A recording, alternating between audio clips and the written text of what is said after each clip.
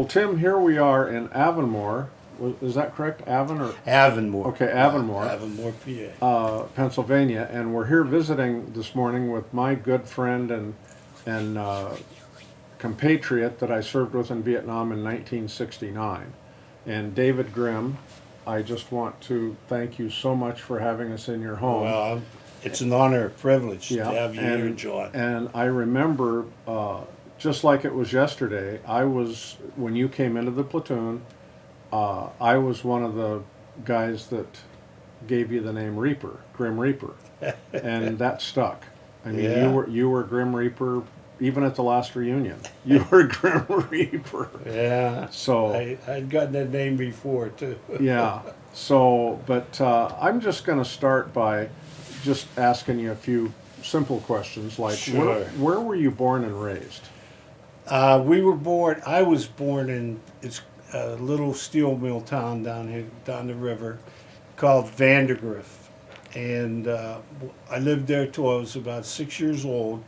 And then we moved. My dad was building a house.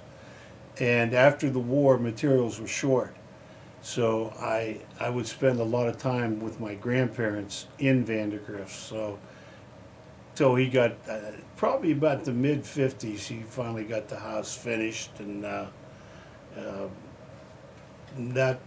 that's right adjacent, as the crow flies from here, probably about 4 miles, 3 Mhm. miles.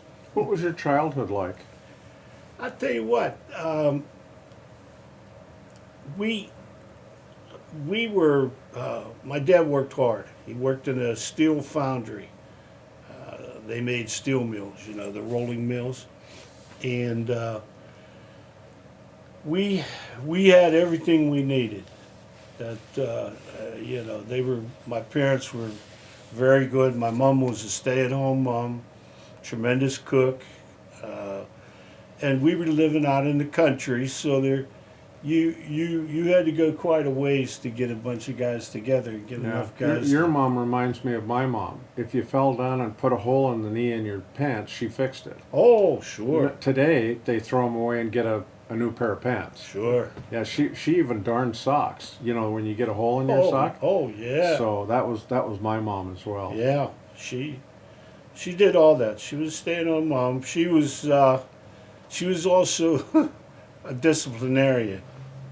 She, if you really got under her skin, if you went the wrong way. She didn't use a wooden stick, did she? She a wooden used- spoon? She used whatever was close. Yeah, my mom's favorite was the wooden spoon. She would use whatever was close. But she never abused us, no.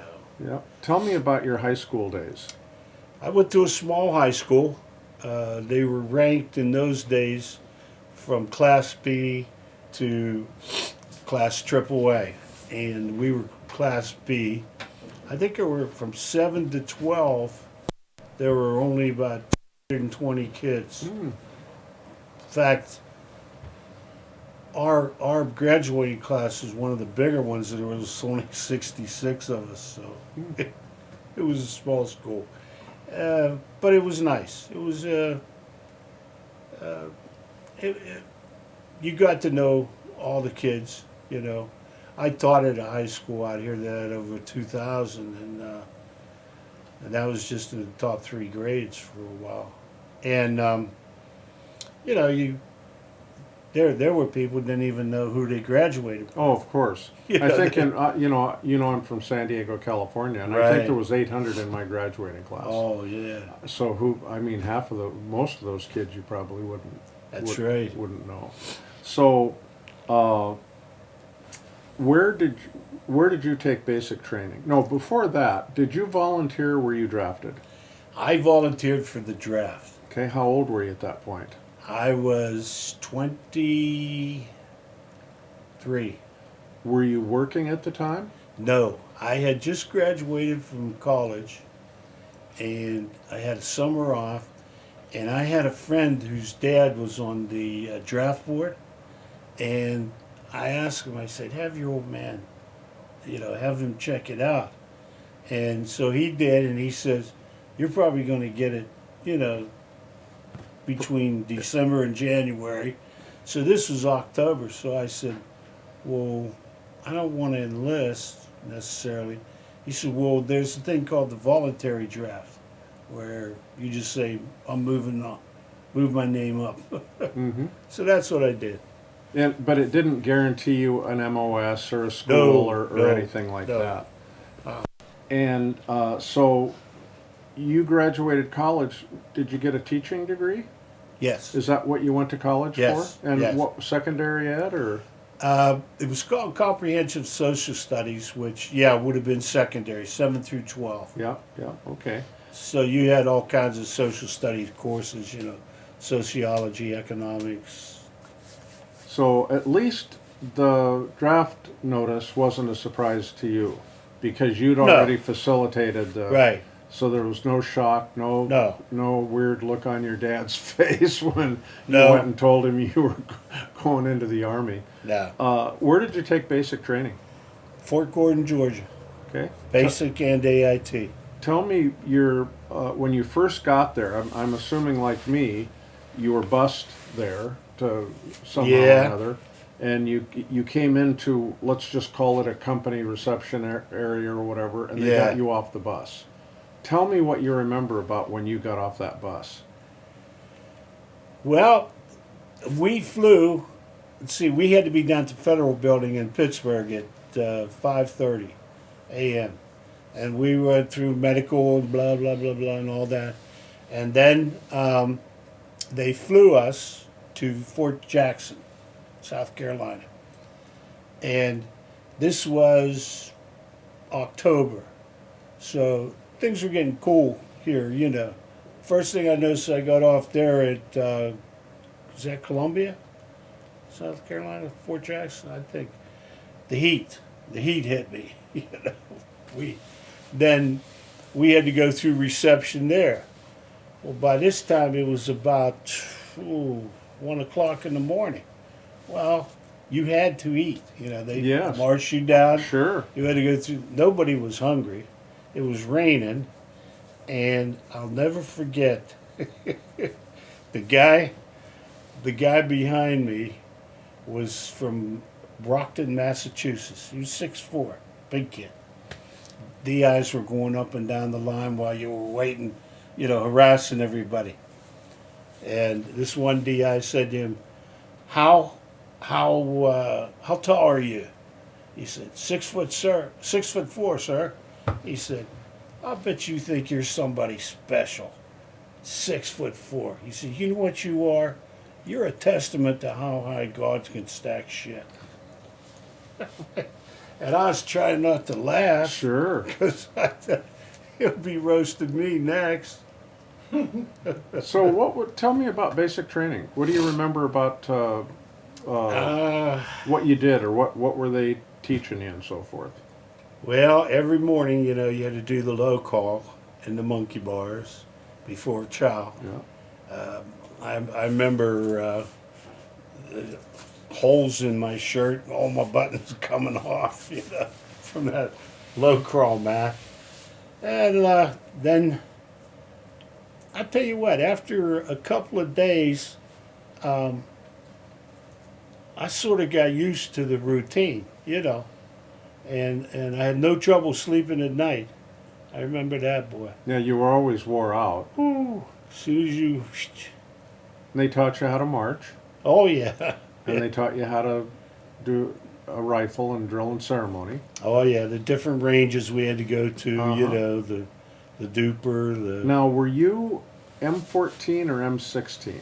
M16. So when I went to basic, it were was still still- the M14. Yeah. Yeah. No, we were the M16, and I remember the tank trails that we had to run.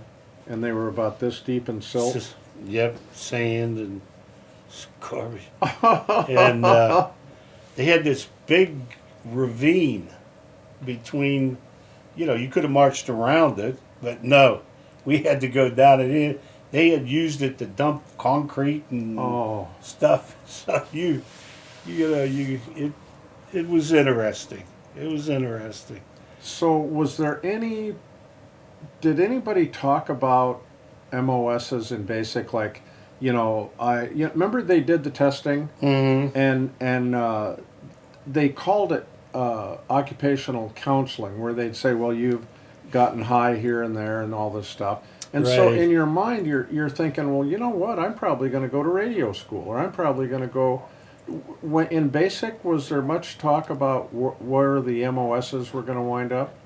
Well, I know one thing. When they interviewed me and talked about, what do you see yourself as? I said, an infantryman. I said, I want to go to Vietnam. Well, they thought I was crazy. They sent me straight to the shrink. That might have been the best way to get out of going to Vietnam. I know. I really meant it. I said, I want to see what this is all about. I want to find out. Yeah, I had uncles and stuff that had been in World War II, and I just and honest to God, they sent me right to a shrink. He says, why do you want to go to Vietnam? And I said, well, my family history, I had an uncle at Iwo Jima, I had an uncle at Battle of Bulge, I had one over here, one there. My dad was in B-29s, I think, B-17s or something. And they thought I was crazy.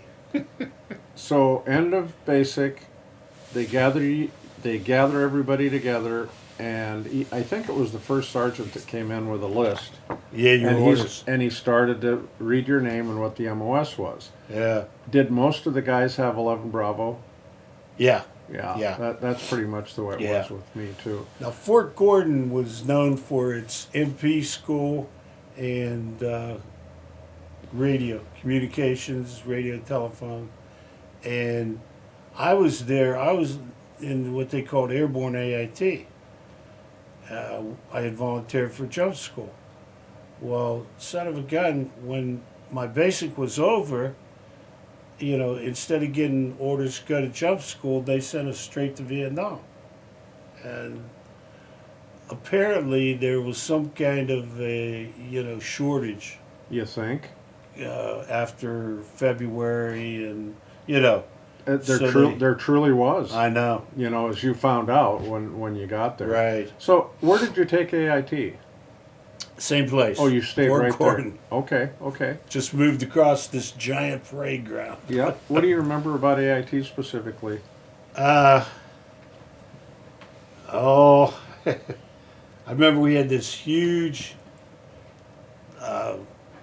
DI, the head DI, and he one day he was ticked off everybody. I don't know what we were doing, clowning around or something, but he said, if you don't straighten up, I'm going to have you scratching your watch and winding your ass.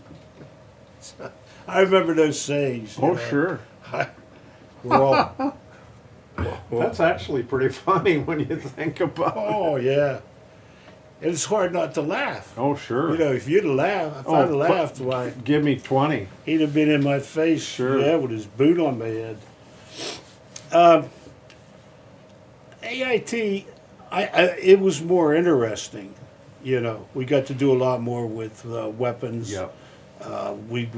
We would go to the grenade range once a week, and I like that. I like throwing them. Did they have any kind of jungle training or that at Gordon? Yeah. Like a little fake Yes, they village did. or something like that? Or Yes, they did.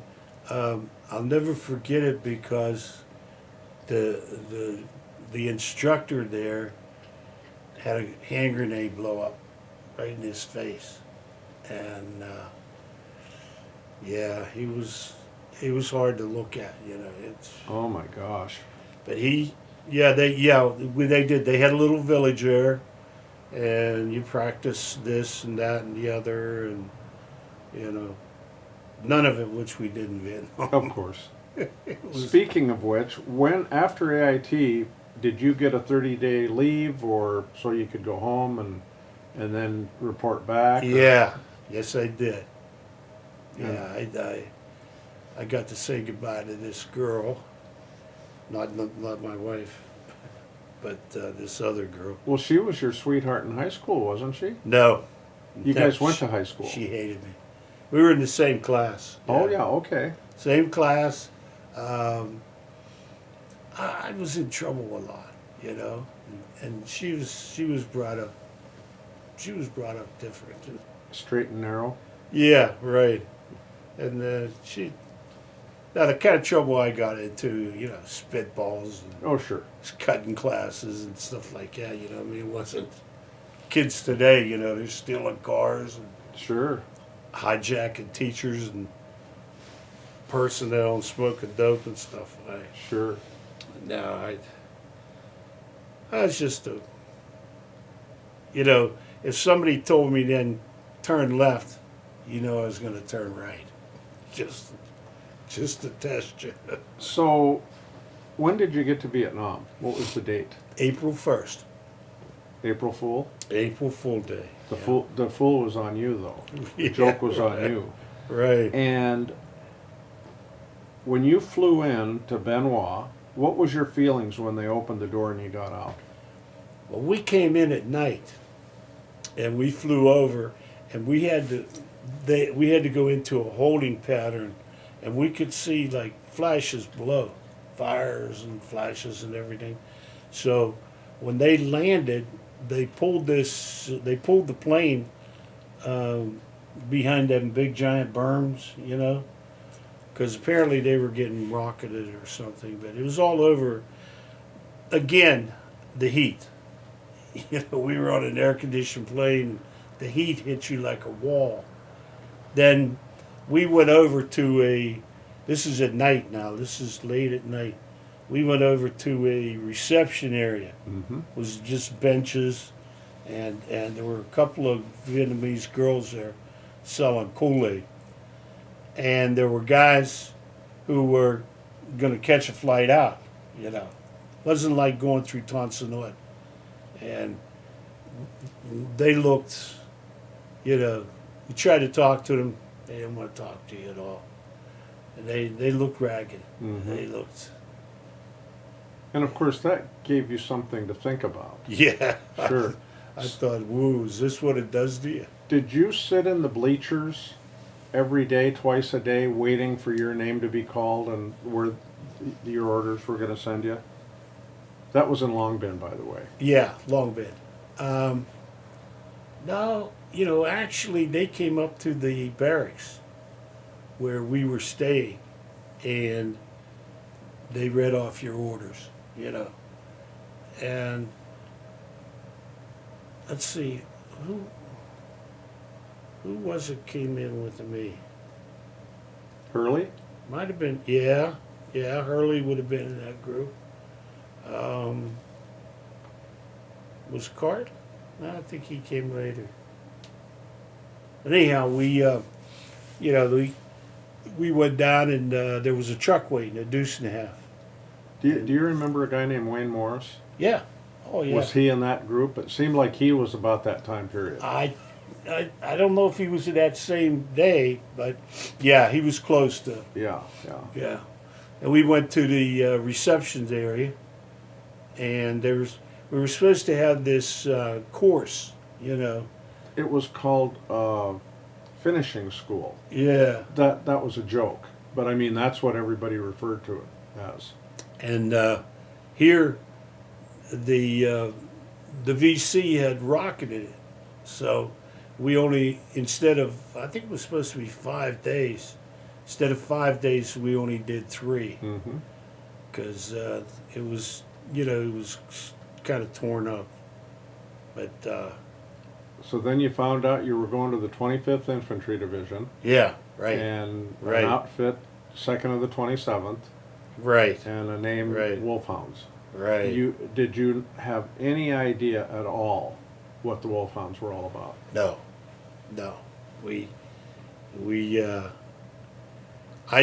I had heard from a guy there that in the 2nd Battalion, that whenever there was crap, why the Wolfhounds were called. Mm-hmm. They were they had been, you know, a ready reactionary force for a long time, and whenever there was bad stuff, why they were called on. So you get trucked to Charlie Company. You go to Coochie, right? Yeah, yeah. And then you remember getting your gear, and I think they gave you a hooch, a cot for a couple of days, didn't they? Yeah. I don't even think it was a whole day. And then- and next thing I knew, I was on a resupply helicopter. Okay. And I joined the company at Trangbang. And the very first day I was there, myself and another fellow were put to guard a bridge. Trangbang Bridge. Yeah. Yep. We crawled underneath that Yeah. thing and into the shade. And Were they having you throwing grenades in the water, any bushes and all I'm that? just going to say that there was an old guy fishing with a net, you know, Yep. and whoever I was with, I wish I could remember. He said, "No, Papa Son, no, get out." He had a concussion grenade. He threw it in the water. Ba-boom! There's your fish. There you are. The cat was. So do you remember who the platoon leader was, or the platoon sergeant, when you came into the second platoon? I believe to me it was a fellow named Brown, Was the Lieutenant Brown. okay? Would it be Joel Baker, National Guard? Baker came later. Okay, then it might have been Brown. Yeah. Baker came later. Okay. We were at Trangbang there for about a week, I think, and then we went to Diamond 3 Mm-hmm. and took over there from Delta Company. Yep. Yeah. And was Sergeant Marquez still? Oh yeah, yeah. I liked him. Yeah. I did. I He was liked him. he was a professional soldier, Yeah, I liked him. and a lot of guys didn't know, because he really didn't fraternize with the guys much. He was kind of a loner, you know, Yeah, so to speak. yeah. But he'd always remind you if your hair was too long, or Oh, you needed yeah. to get, you know, those pants changed Oh yeah. or whatever. I could tell he was a lifer. Yep. And that was his third tour. He loved the Army. And a lot of guys Yeah. didn't realize that. And I think when we had him as platoon sergeant, I think he might have been close to 50. It It was hard to tell. He He very looked like beef jerky. very hard to tell. I mean, Yeah. it really was hard to tell. Yeah, he looked But- like beef jerky. But He man, was- he had experience, and I don't know about you, but he taught me a lot about how to survive in Vietnam. I was going to say he probably saved our lives Oh, a number of times. countless times. a number of times. So, Yeah. who are some of the guys in the platoon that you remember? Well, like I said, the very first guy that I remember was Joe Wascom. He was near the end of his tour, and like I said, he scared me. He was scary. He was quiet. You know, I didn't even approach him hardly. I just remember him. I remember Ray, Dave Dunnick, Mm-hmm. Glenn. Yeah, Dale Glenn. Dale Glenn was one of the first ones. I got to know Polipsky, like I said, because he was from Western Pennsylvania and not too far from where I grew up. Let's see. Of course, I remember you. And back in basic, or back in AIT, this one drill sergeant had told us, the best thing you can do when you're a newbie, when you get there, is keep your mouth shut, keep your ears open, and find yourself a group of guys who have been there 6, 7, 8 months and do what they do. Do what they tell you. Yeah, that was pretty much the advice that most of the guys got, you know, that were So- going to Vietnam. I tried to do that, you know. I tried to watch you older guys and, like I said, keep my mouth shut and my ears open. Ray, or Jim, Mm-hmm. you know, Jim Brando. I remember him. I told Jim at the last reunion, I remember the day he stepped on that Yes. booby trap.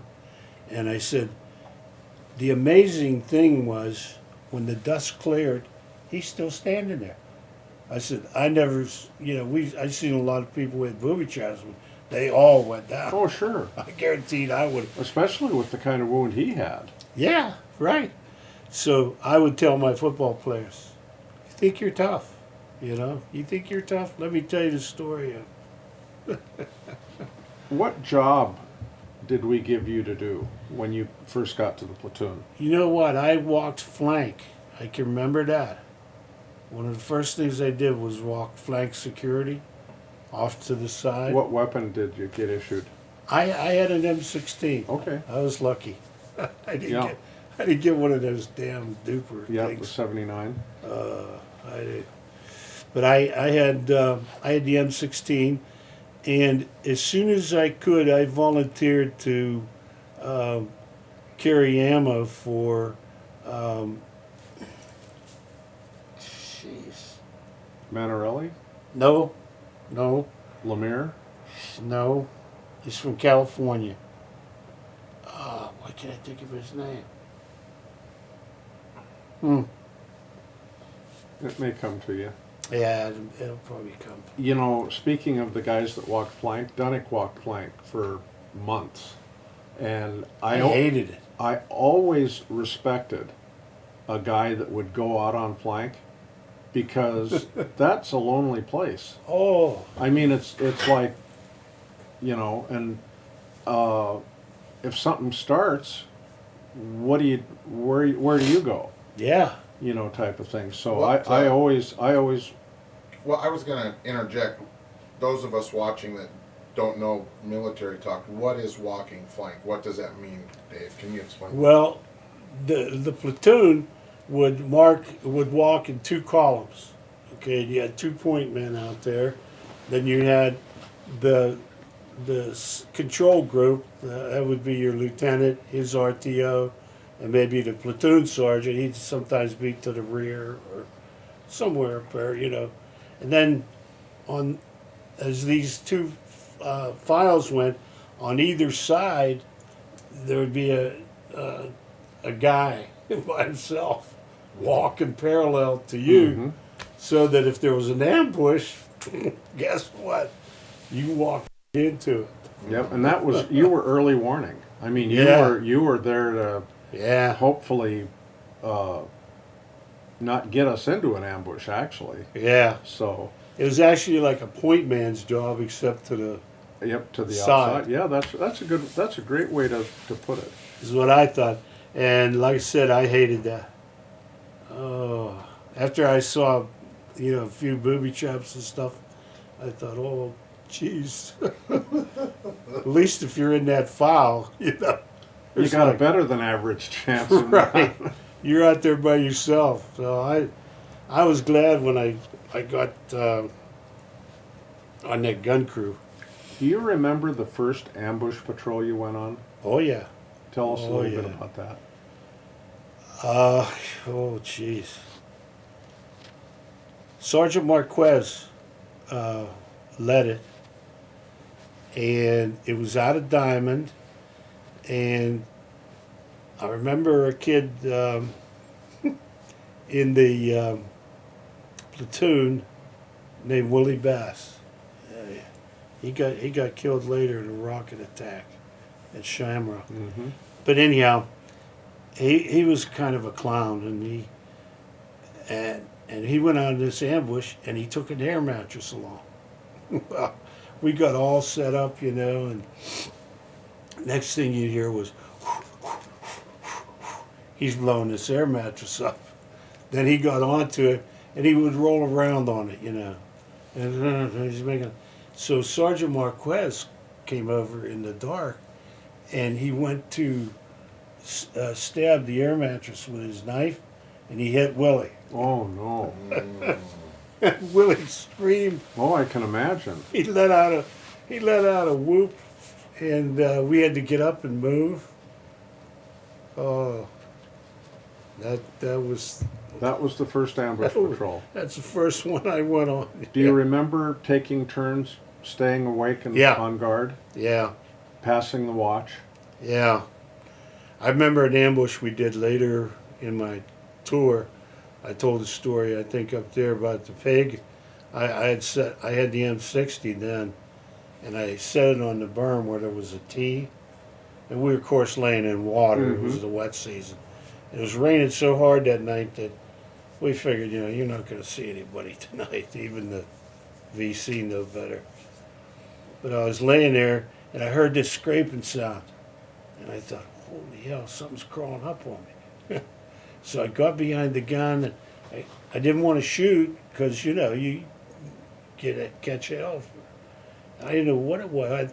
I thought maybe it was somebody lost something, went on, and I didn't see them. So I kept watching when he went, and finally, this pig came out of the rain. Her snout went right up. In the meantime, earlier, an Arvin ambush had gone parallel across there, and they make all kinds of noise. Oh, yes. Well, the pig made a turn, and Polipsky was down here. He was all covered over with a poncho and that. Suddenly, he jumped up with his gun, and then he went, pig, something pig, And about 5 minutes later, boom, boom, boom, boom, boom, boom, boom. Here come the Arvins back with that pig on a. Oh, for heaven's sake. Wow. But I'll tell you, that was one night my heart was in my throat. Do you remember the first firefight Yeah. that you were in? And where was it and what were the circumstances? First firefight we were in was, let me see now, I'm trying to make sure where we were at. I think it was Diamond, and we had gone out on a patrol, a ball game, and we got shot at by a sniper or two, and we drove them into a hut. They escaped into a little hooch there. Was this daylight or at... This was daylight. Okay. This was daylight. And I know for me it was just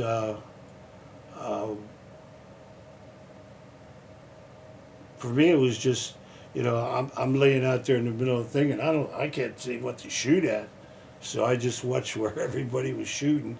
Finally, I saw them. They were directing it, and somebody come up with a law, and smoked that hooch, and I think the body count was 2. Mm-hmm.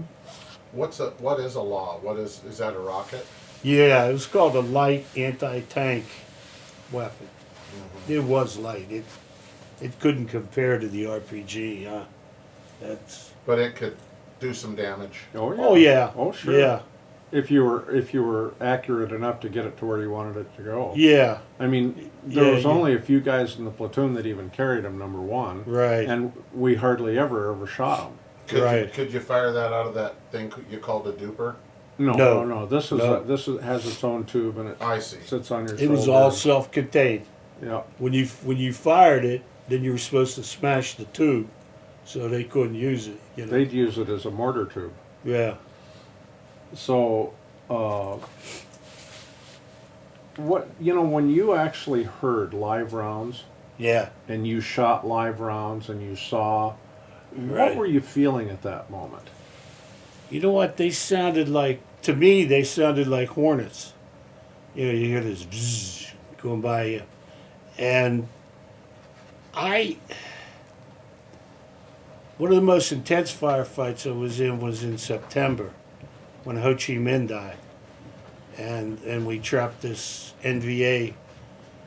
This NVA company had attacked Kotrick.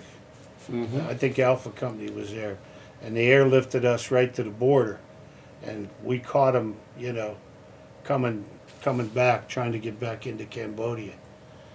And man, there was a lot of fire, a lot of rounds that day. That's the day Cartland was killed, Sergeant Cartland, Mm-hmm. and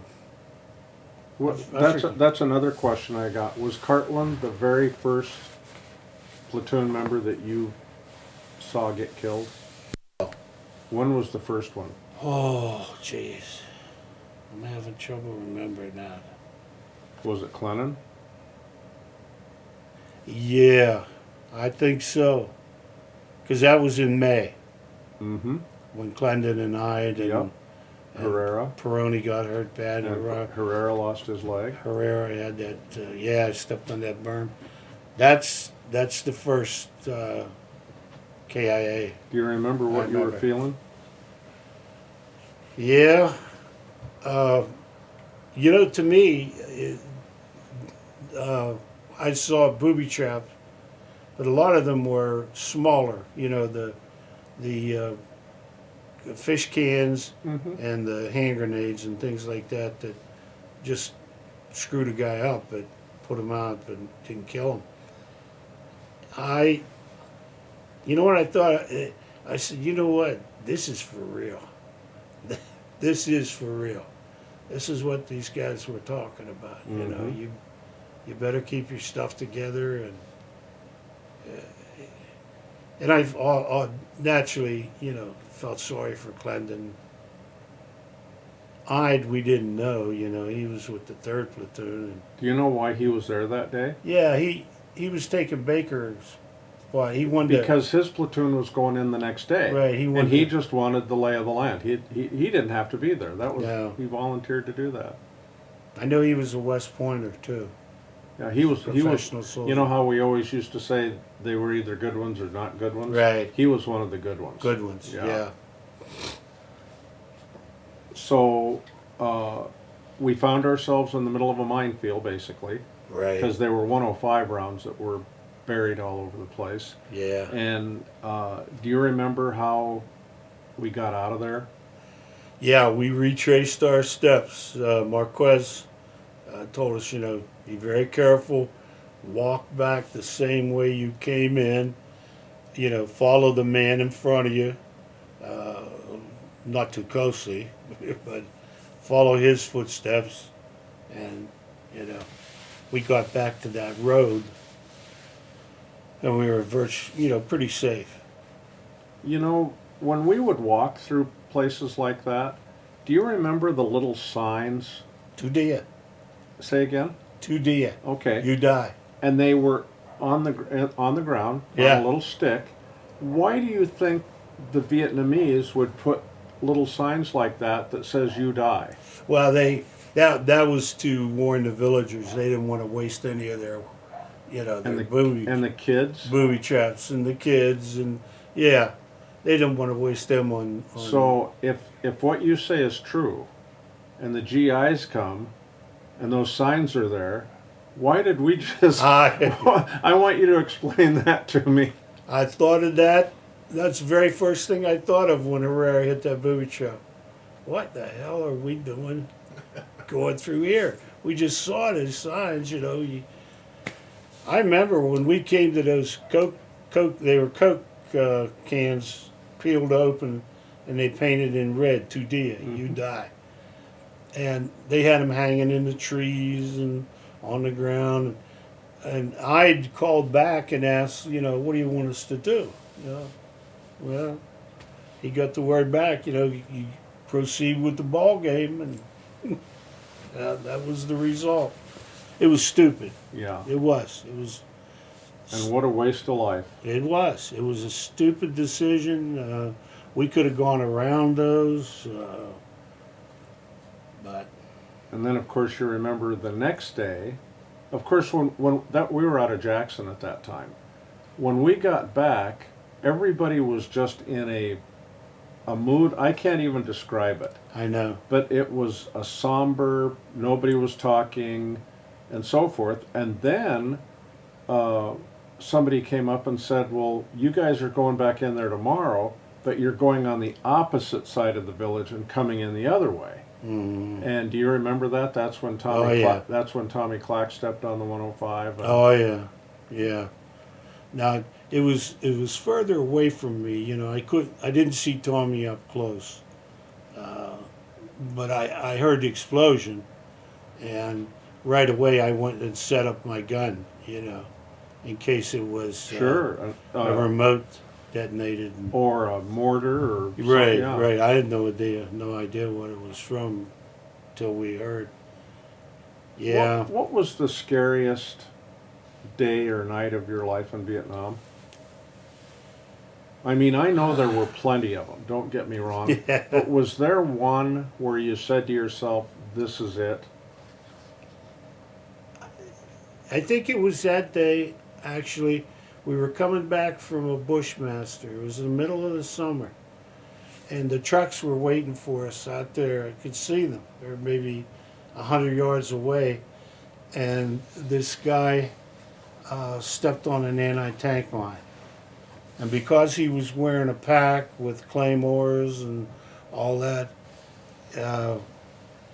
he was heavy enough to set the damn thing off. Normally he might not have set it off because it's designed for a tank. Yeah. But anyhow, we had to get down on our hands and knees and probe in front of us, you know, to see if they were mine. And it took us, I bet you 3 hours to go 100 yards. Mm-hmm. And I was waiting for one of these things to go off right in my face. Mm-hmm. Just like Russian roulette. Yep. You know, I think that's the day I was the scariest. You were most involved afraid. in another pretty big battle one night when you guys went out on an ambush patrol, and I cannot determine who the lieutenant was, but I think he was a new lieutenant, and you guys were going out, and at one point the lieutenant was going to go the wrong way. And tell us about that night. Oh, you know what? That he was a new lieutenant, yeah. And I think Garcia was platoon sergeant. And yeah, we were at Jackson, I think. And yeah, the lieutenant, instead of listening to Garcia, was determined to, find this ambush site on his own. Well, we went to the wrong place, and finally Garcia talked him into going, letting him take the platoon, and we finally made it to the right spot. And we had set up there, and it was above the Vamco Dome, Mm-hmm. and there was a little bit of a rise there. And we set up here on the edge of the hill, and here they come in sampans, And I'm behind the gun, and I'm waiting for the flares to pop, I'm waiting for nothing. Well, the lieutenant had told, I think Garcia, yeah. He told him he wanted to call in an airstrike so he could cover more. Yes. There might be more coming up the thing and here. Well, he called in the wrong coordinates. Mm. And they almost dropped it on our heads, and next thing you know,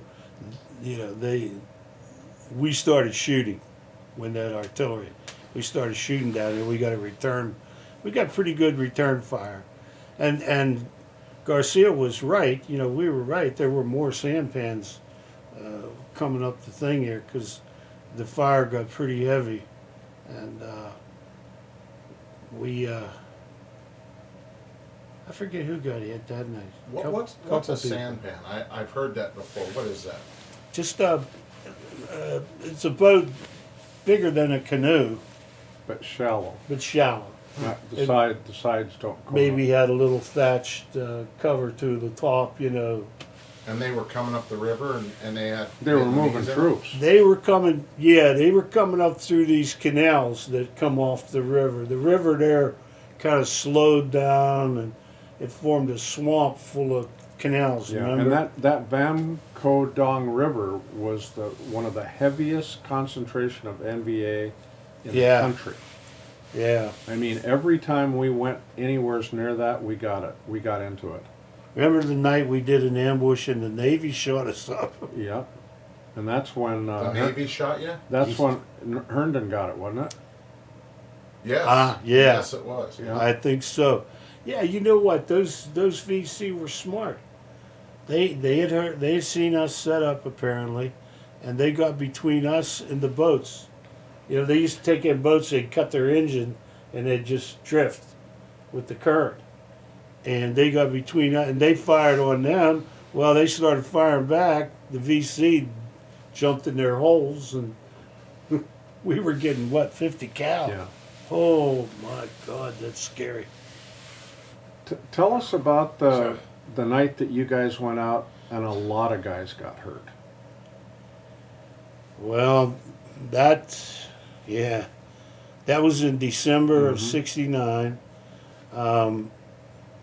We were supposed to do an ambush in that swamp area with all the leeches and all that. So they decided to go to the ambush site, or they went down the road instead to a hooch there, pretty nice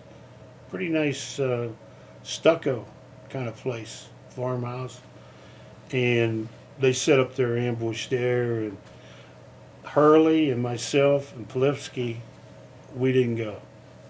We went the other way. We went towards the swamp, but we didn't go into it very far. And about 3 o'clock in the morning. Were you told to do that, or did you just make No, that decision on your own? We did it on our own. We did it on our own. We said, you know, we ain't going there. That's not our ambush site. You know, I don't want to spend the rest of my tour and more at LBJ filling sandbags. Sure, I'd had enough time in country, you know, that. sure. So I think the three of us went the other way.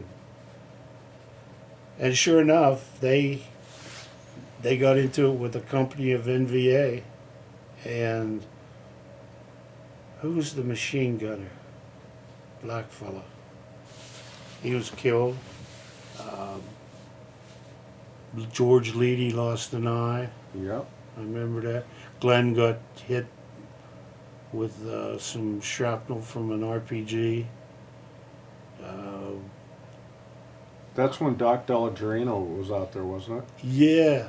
But a whole bunch of guys got hurt. I mean, a lot of Oh. guys took on shrap. I think there was only 3 or 4 that were unscathed. Was that the night that Cush jumped in the well? Cush jumped in the well. Yeah, I don't blame him.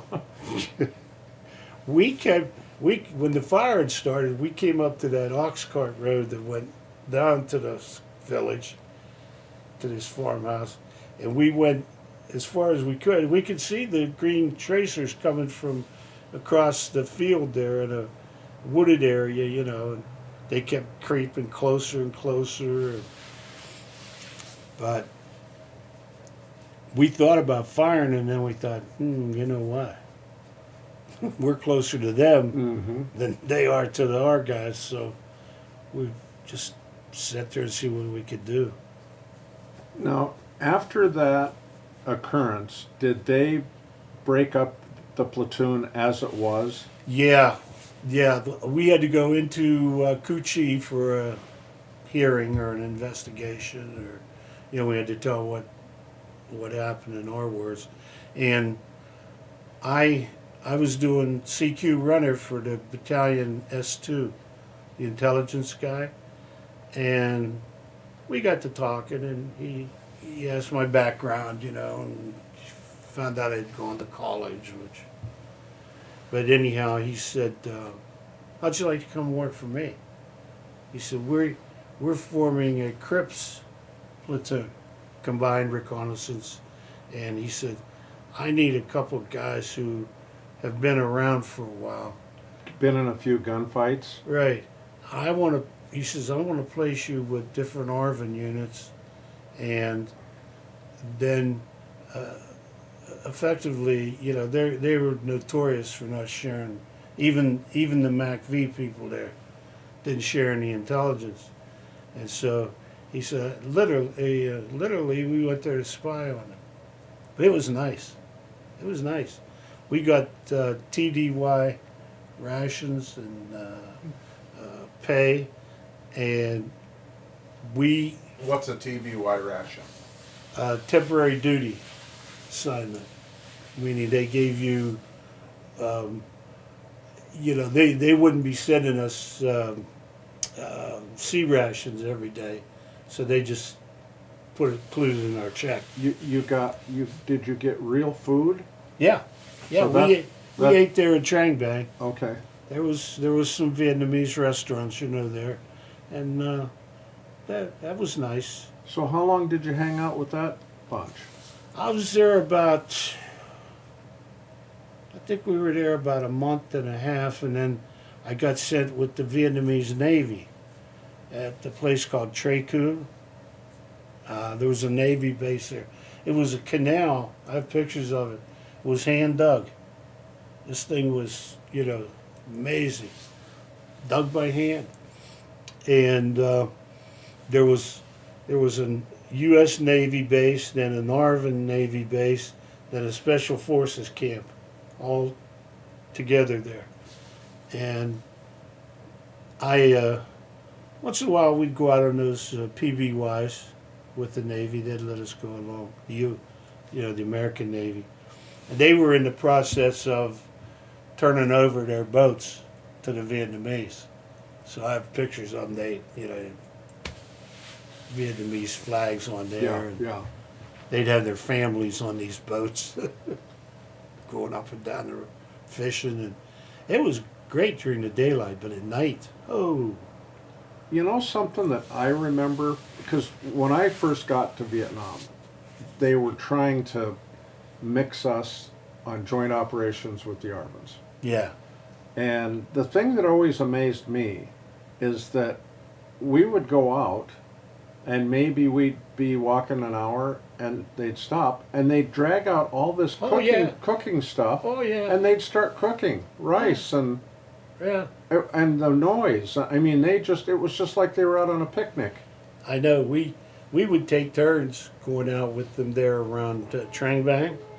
And it's like you said, they weren't hunting. They weren't hunting any VSC. They were just going through the motions. Did you ever get in a firefight with them? I mean, with them and you together? Oh, yeah. So they would shoot. That unit at Trang Bang, I think, of Arvin's, was airborne Ranger types, and they were pretty good. Okay. They were pretty good. Now, every Arvin unit had a certain percentage of VC. Yes. So they had people there that were scary types, and you had to be aware and everything. But but like those popular forces, they called them regional forces. Yes. They were just people with guns. Yeah. I told you one day the VC tried to hold up that Shell gas station, and the whole town erupted into gunfire. People were just shooting, and it was crazy. So did you get an R&R when you were in Nam? You know what? I was supposed to go on R&R to Hawaii, and I was going to meet Noreen. And we weren't married at the time, and I think her parents, even though she was, 20, 23, 24 years old, I think they kind of objected, and we called it off. So I canceled that, and the next time I came up for it, they were freezing R&Rs. It was February of 70, and they were expecting, March or February, I forget. They were expecting trouble, so they were canceled.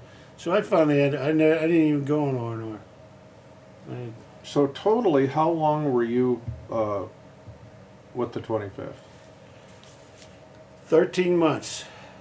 13 months, 18 days. And then did you tell me that you re-upped to get the short out or whatever?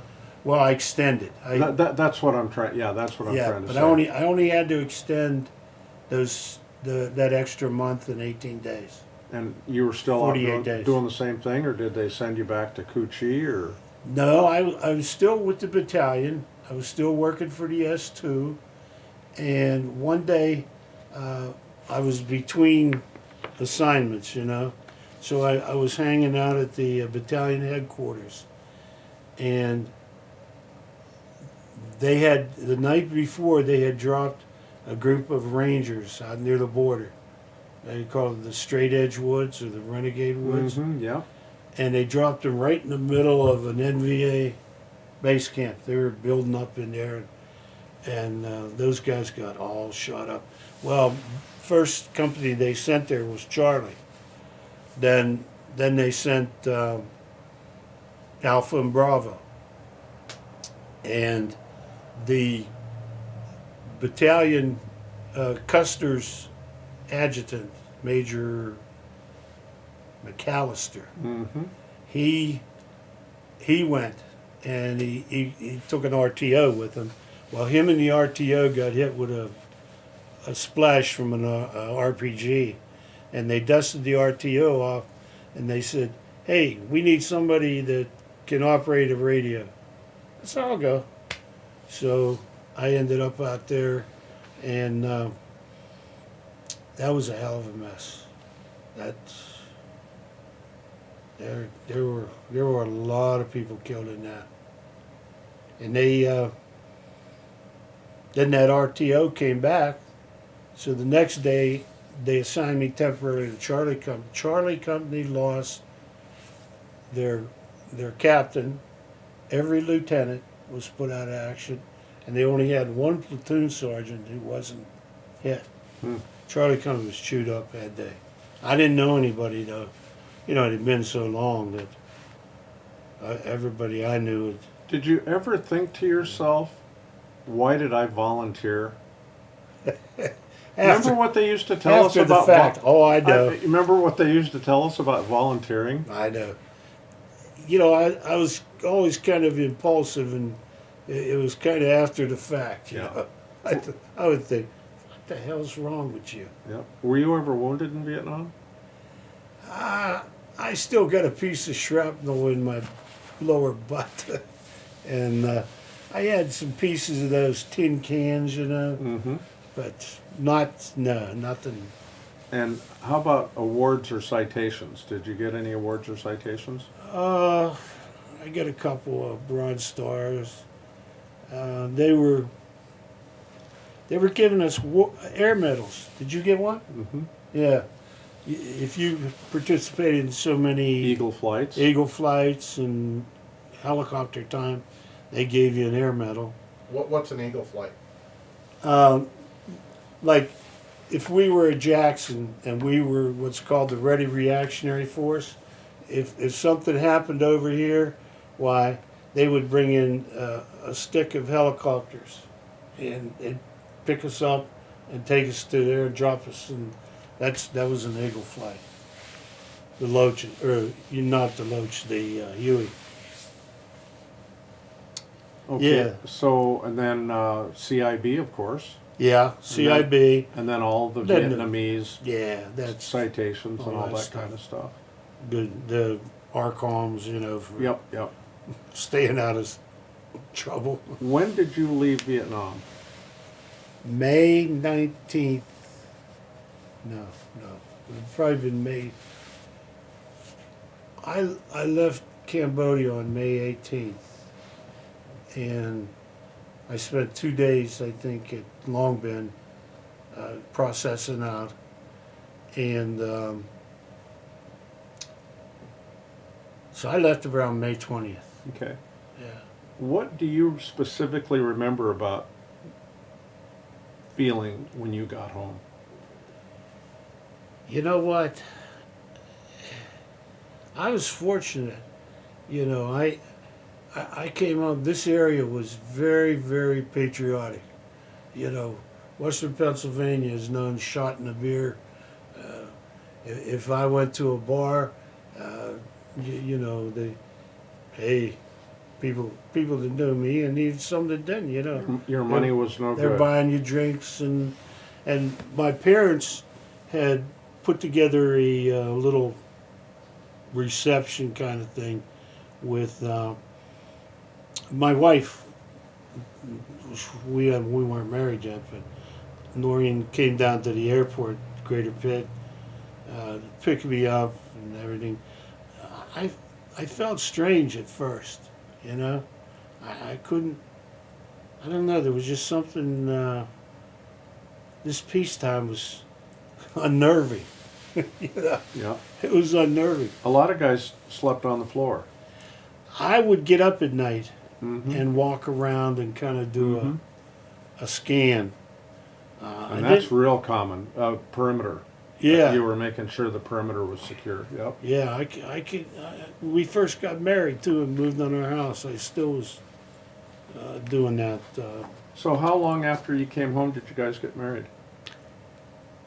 Let's see, I came home in May. We got married in February Okay. of the next year. And by that time, her folks were okay with it. And Oh yeah, no, yeah, yeah. They just weren't okay with her flying to Hawaii. Sure, I don't sure. think. What Yeah. career did you pursue when you came back from Vietnam? Well, you know what? I had gone to a local specialty steel company here called Allegheny Ludlam, and just before I got drafted, and had signed up for their foreman trainee program. So before I could get into it very much, you know, I got drafted. So they had promised me, you know, well, when you get back, Mm-hmm. you know, we'll just pick it up right here. Sure. And, well, they were on hard times. They, you know, that had all dried up. But they did have this teaching degree. So I remember I got home like on the 20th, and about, probably the next week, I was subbing. Mhm. I was substitute teaching. And so a job opened up, and I said, hey, I'll give it a try. I always wanted to coach football, so I was trying to get myself worked in there, you know, with those guys, and I did get to. My first job was coaching an 8th grade team Oh yeah. by myself. Sure. I was the only one. So they eventually there was an opening in 1976 at the varsity level, and I jumped on that. And I coached with the same guy then for about 30 some years. Oh my gosh. And he retired, and they hired another fella. He wasn't too well liked, and he lasted about 4 years. And then one of the board members said to me, "Well, why don't you apply for the job?" I said, "Oh shit." I've seen what head coaches go through. It's a lot of headache. But I did, and ended up last 7 years I coached out there. I was the head coach. Well, at least you lasted 7 years. Yeah. That one guy had been there forever. His name Yeah. was Dick Diltz, Yeah. and he was like a legend, you know. And, When you came home, did you have any nightmares or any? Oh, yeah. How about flashbacks? nightmares, yes, and also smells. Stagnant water or something like that. I would get this, you know, funny sensation.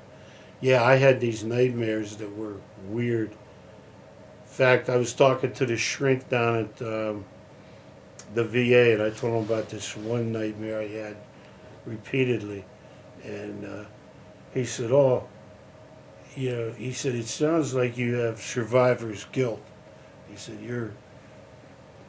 I had this dream that, you know, we were on an airplane going, you know, back to Vietnam, and I'm trying to tell everybody, hey, I did my tour. I shouldn't be here. Mm-hmm. And you landed there, and then you went through this processing lines, and then on the other side, oh, it was a goofy dream. Did your wife know about the nightmares? Did you communicate to her that, No, you know, when you would get out of bed and you'd be sweaty? I'd wake her up sometimes, and you know, she'd say, "What's wrong?" I'd say, "No, one of them goofy dreams." You know? So, but it wasn't connecting the dots to Vietnam necessarily, or was it? I didn't talk much to her Yeah. about it. You know, I didn't tell her any gory stories or. Yeah. And my friends, it seems like that's all they wanted to hear. You know, Oh, sure. how many gooks you kill. I'll tell you the truth. I don't know if I ever killed anybody. I never saw the little bastards. Sure. They were. Yeah. Did you stay in touch with any of the guys from the platoon when you came home? You know what? I exchanged letters with Jose Alejandro, Mm-hmm. and then one day the letters stopped, and Christmas cards. I got a few Christmas cards from Doc Flores, and we communicated for a while, and then same thing happened. You know, they just stopped. Doc moved to California, and I didn't have his address. And Jose, I don't know what happened to him. I think he went back to Puerto Rico. I think he did too. He was in Puerto Rico when he wrote me the Yeah. last letter. He was back home in Puerto Rico, and that's the last I heard of him. I tried to get in touch with Dale Glenn, couldn't You know find what? him. I had a heck of a time keeping in touch with him. He moved a lot, Yeah, you know, and the only connection I had with him is I believe it was either a brother-in-law or a sister-in-law ran the local funeral home, oh, and he worked there parts every Oh. once in a while. You know, Oh. not full time. yeah, So she always knew where he was at. yeah, You know, so then I'd get him again and call him and I'd say, you know, we're gonna have a reunion and oh yeah, and he did come to one, yeah. and then you know he didn't come to the next one, and then he passed away. Oh, Tony Peroni. Tony Peroni. I got in touch with him, or he called me. I forget. And it was good to talk to him. Dave, what is your definition of a hero? Well, I know there were a lot of heroes over there. You know, some of them didn't get medals, but a hero to me was somebody who did something extraordinary without thinking about it. You know, like if you were laying down in the middle of the paddy out there, and you know the gooks had you. In their sights, you know, they'd come running out and try to drag you back, and those were heroic kind of things. Those engineers that defuse those mines and stuff. Whoa, that's the last job on earth I would have wanted. Mm-hmm. I'd have had the shakes. Yeah, there were guys there that it wasn't gung ho to them. You know, they weren't Yep. reckless. They Yep. were, in fact, our platoon, when I went into it, was what I thought the Army would be: professional. You know, Marquez was. To me, he was a great platoon leader, platoon sergeant, and you guys that had been there for months, you knew what you were doing. And you know, our goal was selfish, Oh yeah, very selfish. you wanted to We survive. wanted to make sure that you got up to speed in a quick hurry, Oh yeah, so you didn't get us killed.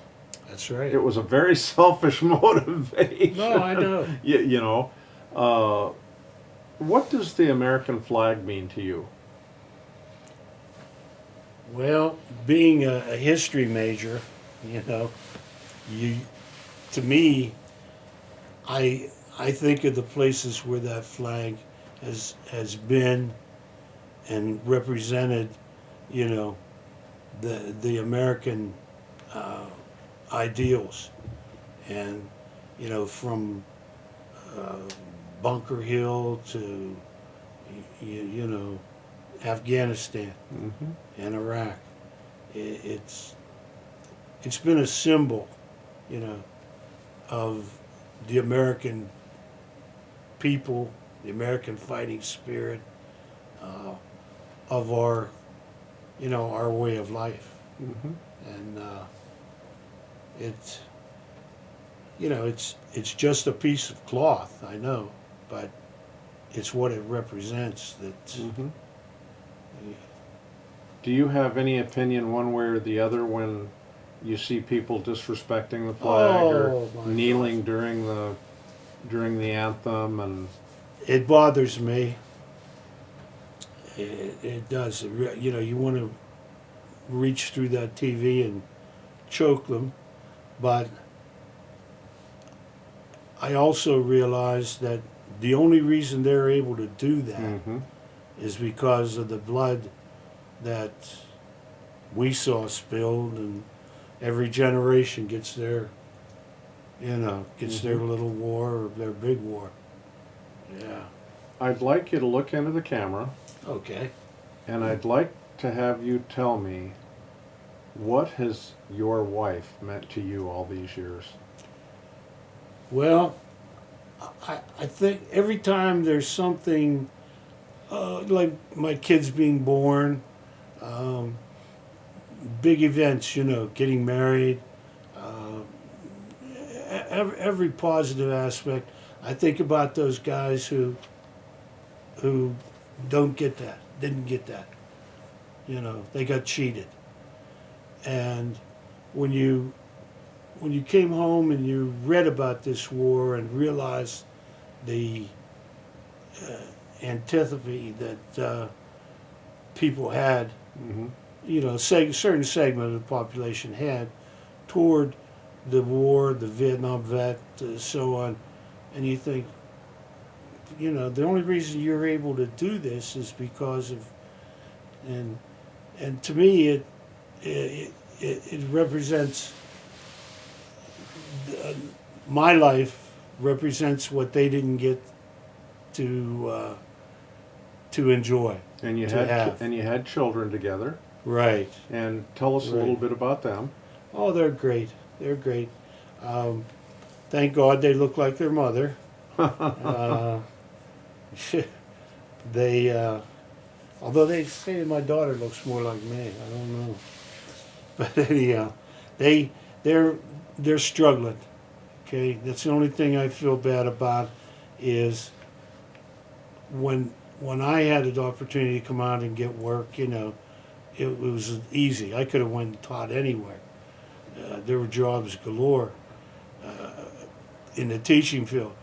They are struggling economically, financially, and so on, and they're not living as good a lifestyle as we did when we were their age. Do you have any grandkids yet? No, Okay. neither one. My son's a confirmed bachelor. My daughter is currently living with a guy, and they're not Okay. doing it. I mean, they're not planning a No, family no, at this point, yeah. They're What advice do you have for today's generation and the many generations that are going to watch this to come? What advice do you have for them? Well, I think it's just human nature that, like I said, practically every generation has to fight its fight. And there are plenty of bad actors out there that would love to see this country destroyed. And they need to be vigilant.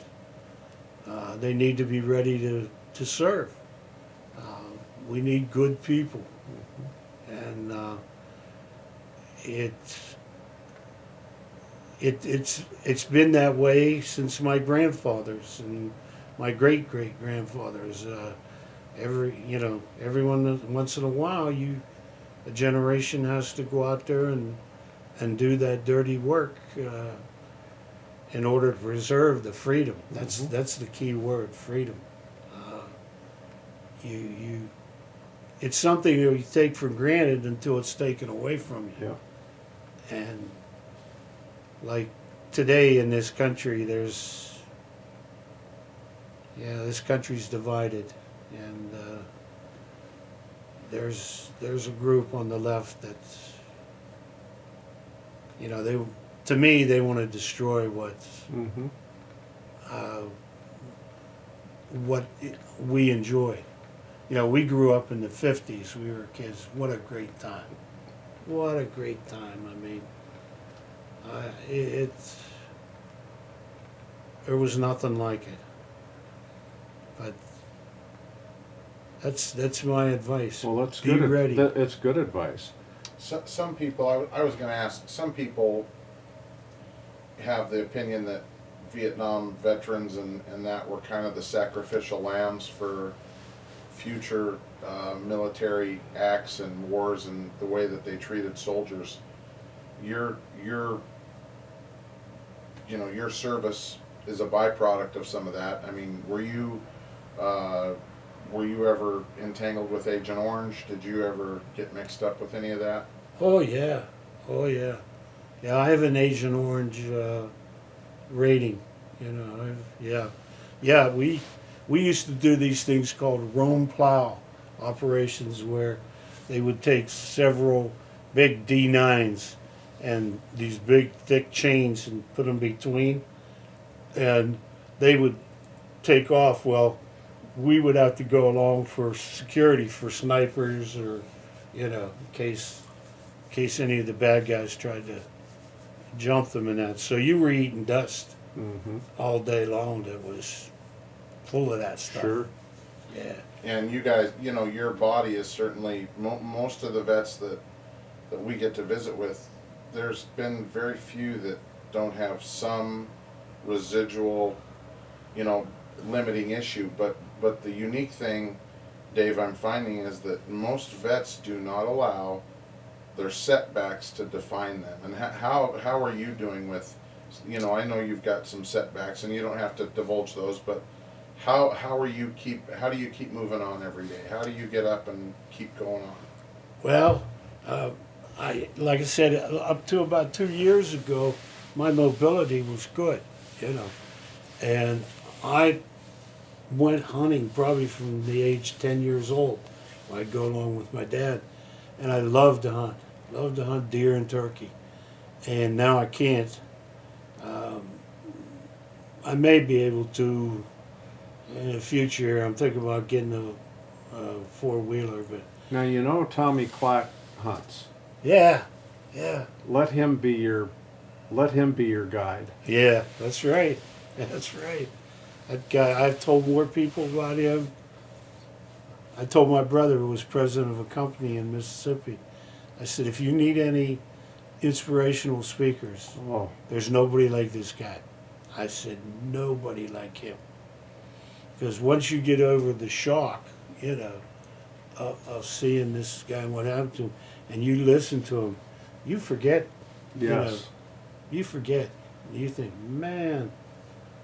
I said and I don't know if he ever did contact him or not, but But you want to deer hunt again, but how do you keep your mind in the game? How do you keep from going into a depression Well, and that?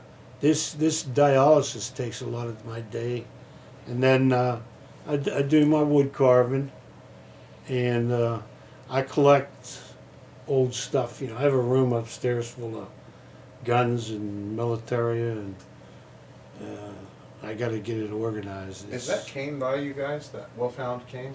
Is it what? Put the cane into the picture there and show Oh, it. Yeah, okay. that's just, hold it kind of over toward, that's just one of the many. You carved this by hand. Yeah. What a marvelous, wow. I tell you what, it's relaxing. Mm-hmm. It helps not only pass the time, but believe it or not, it's relaxing. Dave, in closing, Yep. is there anything that I haven't brought up that you want to share? Is there anything about Vietnam or anything like that? Did I miss something that was really important? Well, I think we alluded to it, but I really don't think I would be here today if it weren't for the bourgeois, yourself, Jim Boudreau, Brandau. Brandau? or Brandau. you know, those guys. I really don't think I'd be here. I owe a lot to the senior guys. I was not a real talkative guy over there. Like you said, I tried to follow the advice. Keep your mouth shut and your ears open.